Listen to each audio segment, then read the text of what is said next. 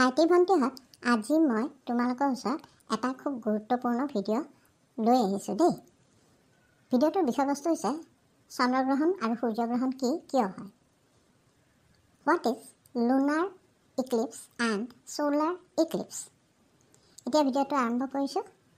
আমি জানো যে এটা উপবৃত্তাকাৰ পথেৰে পৃথিৱীয়ে সূৰ্যক প্ৰদক্ষিণ কৰি আছে।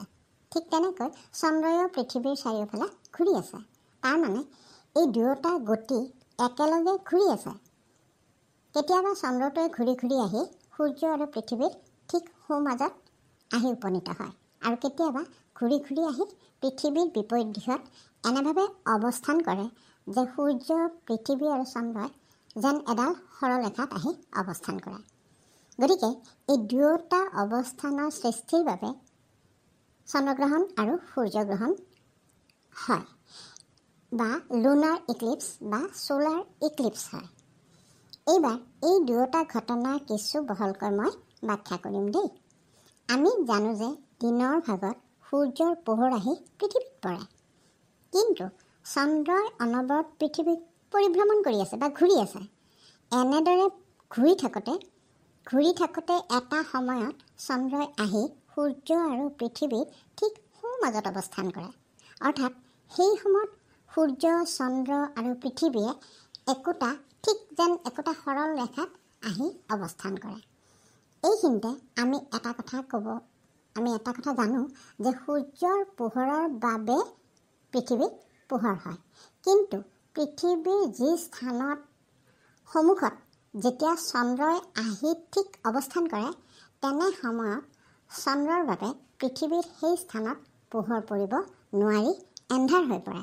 অৰ্থাৎ চন্দ্ৰৰ ছায়া আহি পৃথিৱীত পৰে। তেতিয়া সেই স্থানৰ মানুহে সূৰ্যটোক ঢাকি ধৰা যেন দেখা পাব।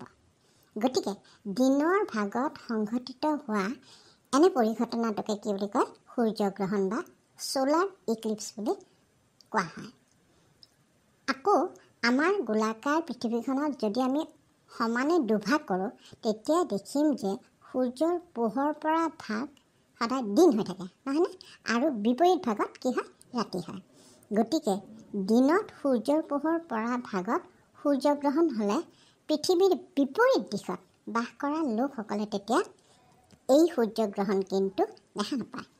গতিকে পৃথিৱীৰ সকলো ঠাইতে একে সময়ত সূৰ্যগ্ৰহণ নহয়। ঠিক তেনেকৈ চন্দ্ৰই যেতিয়া ঘূৰি ঘূৰি আহি পৃথিৱীৰ বিপৰীত দিশত আহি অৱস্থান কৰে, অৰ্থাৎ সূৰ্য, পৃথিৱী আৰু চন্দ্ৰই আহি এডাল সৰল ৰেখাত অৱস্থান কৰে, সেই সময়ত সূৰ্যৰ পোহৰ আহি চন্দ্ৰত নপৰে, কাৰণ মাজত পৃথিৱীয়ে অৱস্থান কৰাৰ বাবে সূৰ্যৰ পোহৰ আহি চন্দ্ৰৰ গাত পৰাত পৃথিৱীয়ে বাধা দিয়ে। কিন্তু পৃথিৱীৰ ছাঁটো গৈ চন্দ্ৰৰ গাত পৰে।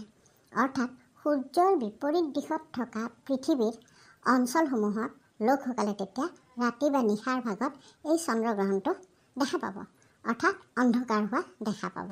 গতিকে পৃথিৱীৰ সকলো ঠাইতে একে সময়তে সূৰ্যগ্ৰহণ আৰু চন্দ্ৰগ্ৰহণ হ'ব নোৱাৰে। বুজিলানে তোমালোকে?